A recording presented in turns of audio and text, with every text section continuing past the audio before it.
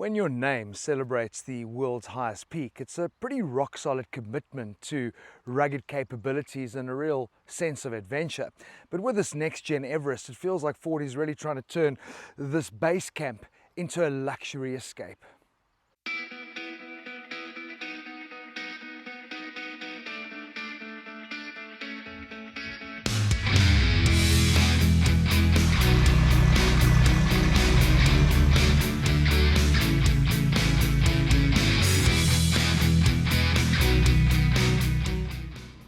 Sanctuary. It's not really a word you use or hear too often, but reading through the Everest press release, 5 times is how often that word popped up, and words denoting premium, luxury, refinement, upmarket, more than 10 times. I mean, they even have gone with platinum as the name for their range-topping model. So even though the Everest remains a bucky come SUV, thanks to the fact that it still runs on a steel ladder frame that it shares with the new Ranger and Raptor, they are pushing really hard to change that perception, repositioning it now to be able, I guess, to take on built from the ground up unibody premium SUVs like your Kia Sorento and your Hyundai Santa Fe. But given their built tough proper off-road capabilities with a choice of 2 4-wheel drive systems, the underbody protection, the off-road selectable drive modes, you still have that rear locking diff, and with their sync off-road functionality that is then displayed on screen with a quick easy push of a button. You've got a front view camera which helps in those tricky situations, an 800mm wading depth. There's even space in the engine bay for an additional battery so you can power accessories. They've got functional tow hooks up front and a rooftop that can now take load, so you could put your rooftop tent, etc. On top. They've also got universal mounting systems that you can really add on a whole bunch of accessories. It makes me think that maybe it's the discovery that they're really chasing.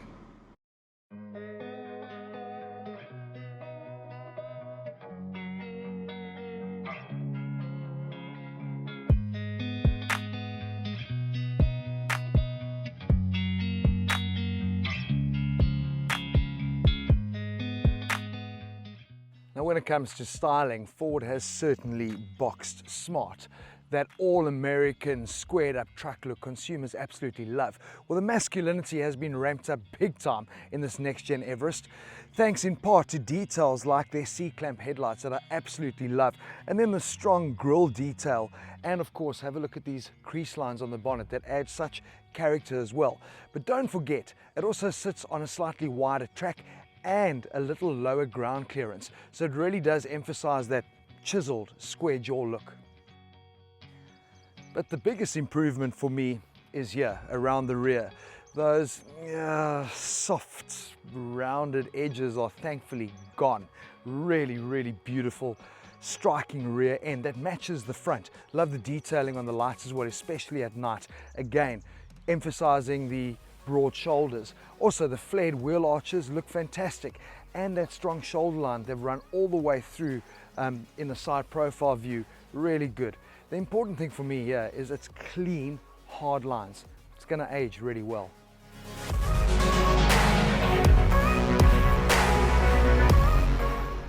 Now, speaking of wheels, the Sport runs on 20 inches and the Platinum on 21s, and they've rubbed it up with Goodyear as their OEM fitment, who have also brought an all-new tyre to market, the Wrangler Territory Highway Terrain tyre.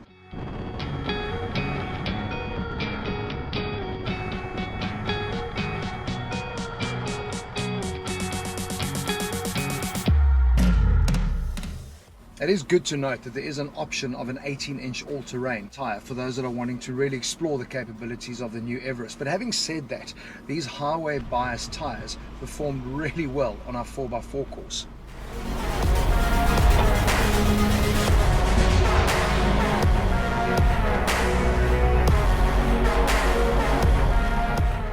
And thanks to improved cooling, bigger brakes, a strengthened frame and rear axle, very importantly, this Everest can now boast a 3.5-ton towing capacity. That's up 400 kilograms, significant when you consider the lifestyle application of this vehicle. The Everest terrain management system now also has a tow haul mode that allows you to conveniently check the lights. They also have a tow haul drive mode, which is going to make sure that you're always in that right gear, so power delivery is at its peak and also ramps up engine braking.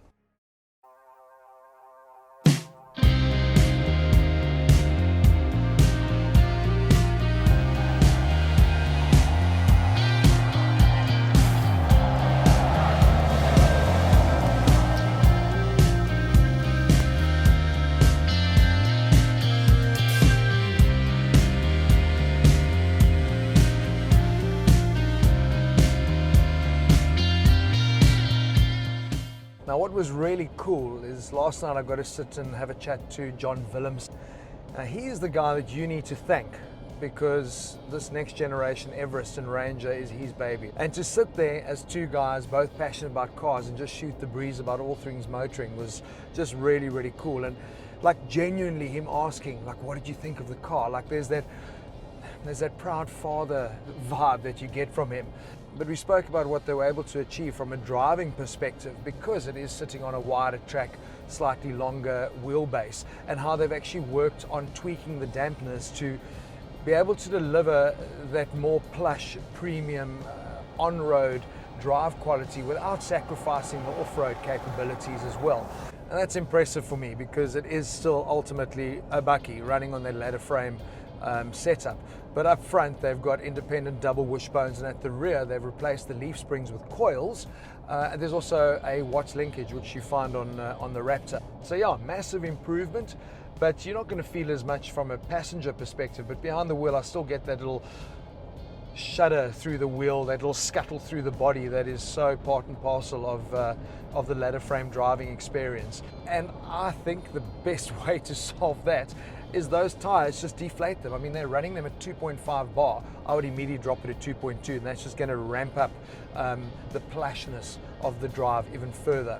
Your unibodies are going to deliver that magic carpet ride, plush driving experience that these ladder frames just never will be able to achieve, no matter how much they advance the suspension systems and the improvements that they make.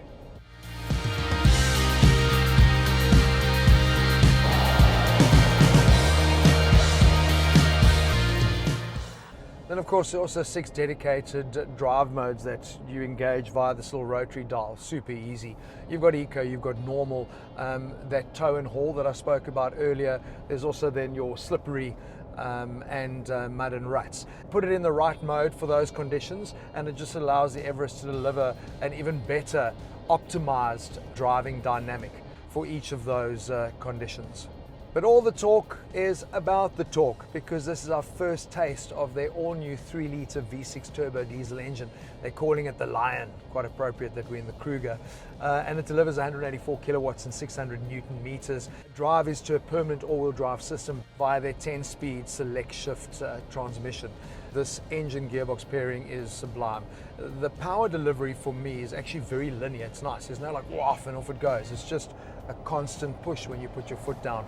And the gear changes, well, what gear changes? You really don't even notice them. And with this all-wheel drive system, it's quite cool. They've got an automatic mode, so I've got it driving in 4 auto now, so it's just splitting torque between front and rear, wheel to wheel. So it allows you then to deliver an optimized drive on road, but it's also going to work really well off-road too.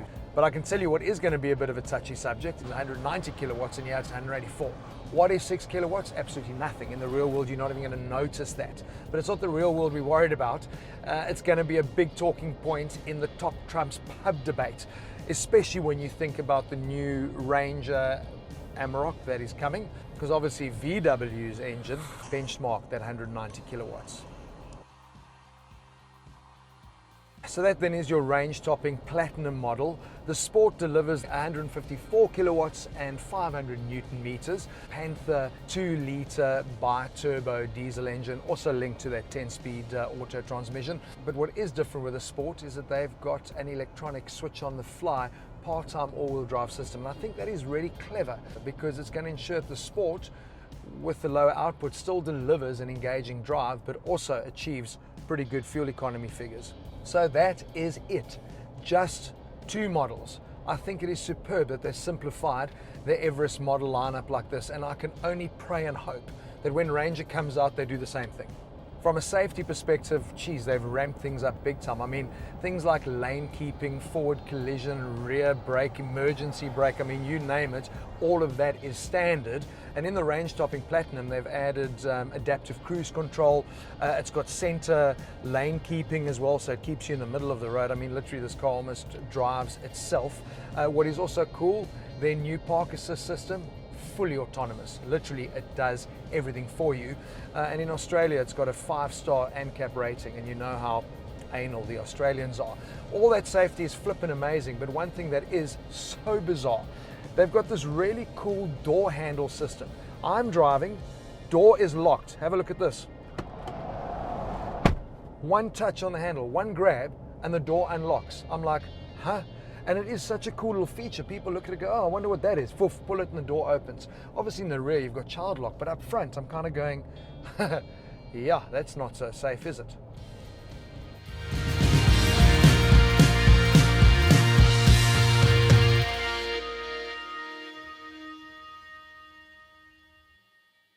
But this right here is where you're going to feel the biggest upgrade to premium SUV. The materials they've used, the fit and finish, they really have upped their game. And what I love is this vertical dash layout that literally runs from door to door. For me, it kind of mimics the front, big bold grille, and then you've got those C-clamp headlights. Well, don't these air vents kind of feel the same way, the way they've been positioned? But it's also so well integrated. Your dash, your screen, your climate control, everything just works. And for me, always been a massive bugbear with Ford is that it's just been too busy, too many buttons, it's cluttered. Happily, they've simplified all of that, and the buttons they do have, one touch to get you where you need to go. And I never thought I'd get so excited about flipping cup holders, but have a look what they've done. It's something I've always loved with Isuzus, are the cup holders underneath your air vents. It's out the way, but it also keeps your drinks cool. You will of course have noticed that the analog clusters have now been replaced by a digital instrument cluster. Our range topping Platinum upgrades from the 8-inch in the Sport to the 12.4-inch here. But this large 12-inch touchscreen is standard across the entire range. But this portrait layout makes me wonder, did Ford buy Volvo again? It is running with their latest Sync 4A system, so connectivity, it really is a breeze. Voice activated, wireless charging, and wireless Apple CarPlay and Android Auto integration. There's also a modem, so you can connect your vehicle with the Ford Pass app, which then allows you to unlock additional features like remote start, lock and unlock the vehicle, systems checks, and locate your Everest when it is parked in the concrete jungle. There are plenty of USBs, both type C and B throughout the vehicle, as well as 12-volt sockets, which you'll find up front and in the third row, as well as in the luggage compartment. Look, what I really love is that they've added the 400-watt inverter to this Platinum model, because I can now charge my laptop, and for us when we are out and about filming, you know, we're charging our camera batteries and drones. That is fantastic. Platinum also brings a 360-degree camera, which is great when you're navigating what is a big car in the concrete jungle, but also comes in really handy when you are adventuring to miss those tricky obstacles out in the wild. Both front seats come with 10-way adjustments. They've also got heating and cooling, and the driver's seat has a memory function. And even those passengers sitting in the second row can keep their buns nice and toasty. But you know what is cool? 7-seater. Accessing the third row is always such a mission, but what they have done is they've made the second seat slide further forward, so it makes accessing the third row a lot easier. Slide the chair back into position. Geez, even this guy can fit. It is snug though, I'm not gonna lie. Knees behind the ears stuff, so definitely a 7-seater for kiddies. You'll still be able to fit some luggage if you are using the third row. A simple push of a button stows the seats in our range topping Platinum, and this really for me is the default setting. You can drop the second row and it is cavernous then. The seats do fold pretty flat too, which is handy. John and I were chatting about this last night, the massive benefit for Ford developing the Everest and Ranger at the same time on the same platform, because it just gives them so many options and variations when it comes to powertrains and being able to mix and match things. But I think the real big benefit here is for you Ranger lovers out there, because the use of upmarket materials, the improvement in the sound deadening and the insulation they've used, and just the overall upmarket feel that they've brought through into this new Everest, is going to follow through into the Ranger, and that's exciting. But this all comes at a price, and there has been a big jump here. You're going to need R1 million just to come and play. And perhaps that's why Ford are talking Toyota Prado as their main competitor, just to try and make this new pricing palatable. Look, it's going to be very interesting to see where Toyota prices what South Africans will always see as the Everest's biggest rival, the Fortuner, when that comes to market early in 2023. But Ford have won that initial getting to market first battle. Their big issue though is stock. So it looks like the first models will probably only get into market next year. But for me, I still believe, based on people's actual needs, that a built from the ground up unibody SUV is still going to offer a better value proposition. You don't need an all-terrain system and lockable diffs for the occasional gravel road driving that most people do. But luckily for Ford, South African consumers don't buy based on their needs, but on their wants.